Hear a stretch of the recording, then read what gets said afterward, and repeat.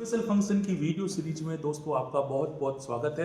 Last video के अंदर मैंने ऑर्डिनरी पॉइंट के बारे में बताया था और ऑर्डिनरी पॉइंट के अबाउट पावर सीरीज मेथड लगा के डिफरेंशियल इक्वेशन सेकंड ऑर्डर की कैसे सॉल्व करते हैं उसका एग्जांपल भी अपन ने देखा था। आज दोस्तों अपन सिंगुलर पॉइंट की बात करेंगे। सिंगुलर पॉइंट क्या होते हैं और इसके टाइप क्या है। सिंगुलर पॉइंट को समझने के लिए डिफरेंशियल इक्वेशन सेकंड ऑर्डर की जरा ध्यान से देखिए। y double dash and double derivative plus p1x into single derivative y dash plus p2x into y equal to 0, जहाँ पे p1x और p2x अपने पॉलिनोमियल है x के अंदर। तो दोस्तों यहाँ पे एक डेफिनेशन आती है सिंगुलर पॉइंट की कि at least from the both function p1x and p2x if the at least one of them is not analytic about the x equal to a, then x equal to a will be called the singular point, यानी x equal to a अपना singular point तब होगा जब p1x और p2x जो दोनों अपने function है उसमें at least one of them is not analytic, then x equal to a point will be called the singular point। अब यहाँ पे सिंगुलर पॉइंट के दो अपने टाइप है, एक अपना है रेगुलर सिंगुलर पॉइंट और दूसरा है अपना इर्रेगुलर सिंगुलर पॉइंट। अब इसको समझने के लिए दोस्तों अपन को क्या स्टेप लगाने पड़ते हैं। जैसे प्रॉब्लम में भी मैं अभी यहाँ पे चेक करूंगा x इक्वल टू 0 पे और x इक्वल टू 2 पे अपने जो पॉइंट्स मिलते हैं वो रेगुलर है या इर्रेगुलर सिंगुलर पॉइंट है। ये चेक करने के लिए दोस्तों अपन को क्या करना पड़ता है, q1x और q2x निकालना पड़ता है।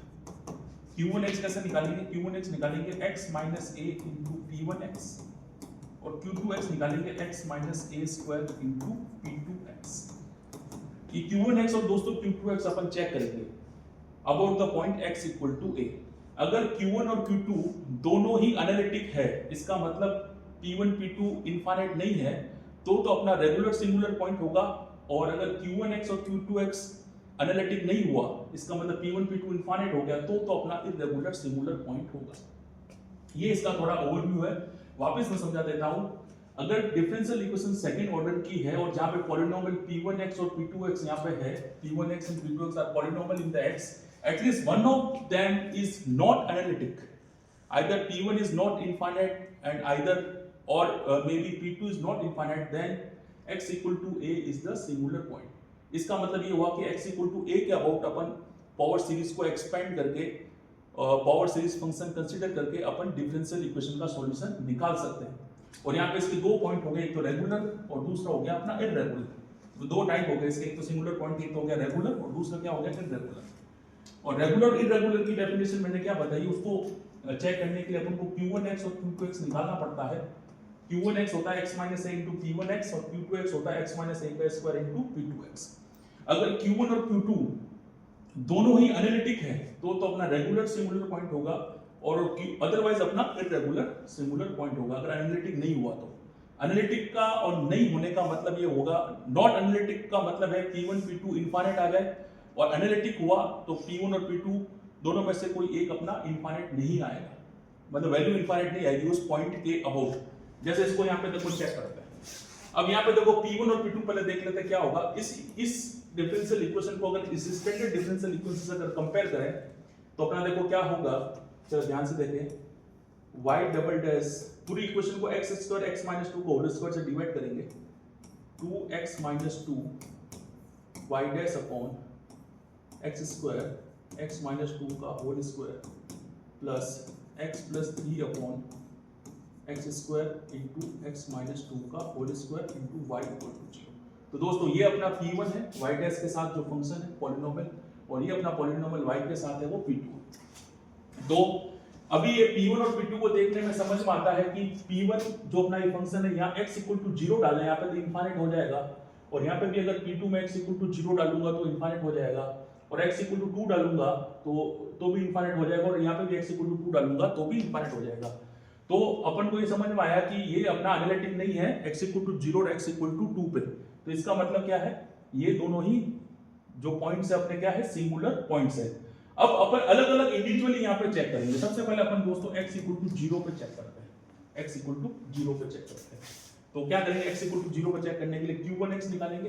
तो q1x क्या होगा, x माइनस ए इंटू p1x, तो a की वैल्यू 0 हो जाएगी, तो x इंटू p1 अपना ये रहा 2 into x minus 2 upon x square into x minus 2 का होल स्क्वायर। एक x से कैंसिल हो जाएगा और एक x माइनस 2 और एक x माइनस 2 कैंसिल हो जाएगा, तो अपना क्या आएगा यहाँ पे 2 upon x into x minus 2, ठीक है ना, ये अपना आ जाएगा q1। और सिमिलरली निकालेंगे q2x।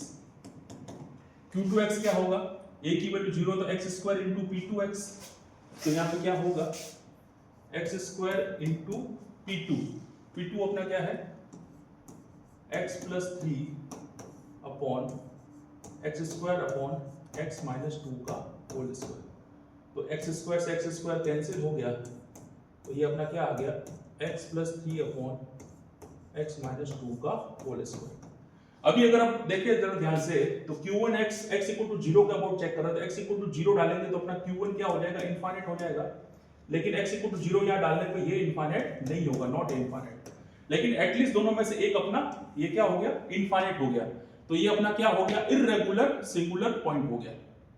इसका मतलब ये अपना क्या हो गया, एनालिटिक नहीं है, इज नॉट एनालिटिक। अगर एनालिटिक होता, अगर दोनों इनफाइनाइट नहीं आते तो अपना ये रेगुलर सिंगुलर पॉइंट होता। अभी ये क्या है, यहाँ पे पता चला कि x इक्वल टू 0 का अबाउट पावर सीरीज को अगर एक्सपेंड करें तो अपना x इक्वल टू 0 क्या है, इर्रेगुलर सिंगुलर पॉइंट है, बिकॉज q1 और q2 में से q1 जो है x इक्वल टू 0 पे क्या हो रहा है, इनफाइनाइट हो रहा है। अब दोस्तों अपन क्या करेंगे, अब अपन दोस्तों चेक करेंगे x इक्वल टू 2 पे। तो x इक्वल टू 2 पे वापस वही अपन को करना पड़ेगा, q1x निकालना पड़ेगा, x माइनस 2 a की जगह क्या 2 इंटू p1x, p1 क्या है 2 into x minus 2 upon x square into x minus 2 का होल स्क्वायर। तो x माइनस 2 क्या हो जाएगा, x माइनस 2 का होल स्क्वायर, तो ये पूरा यहाँ से कैंसिल हो जाएगा, ये हो जाएगा 2 upon x square. Similarly q2x निकालेंगे, वो क्या होगा x माइनस a का होल स्क्वायर, तो x माइनस 2 का होल स्क्वायर इंटू अपना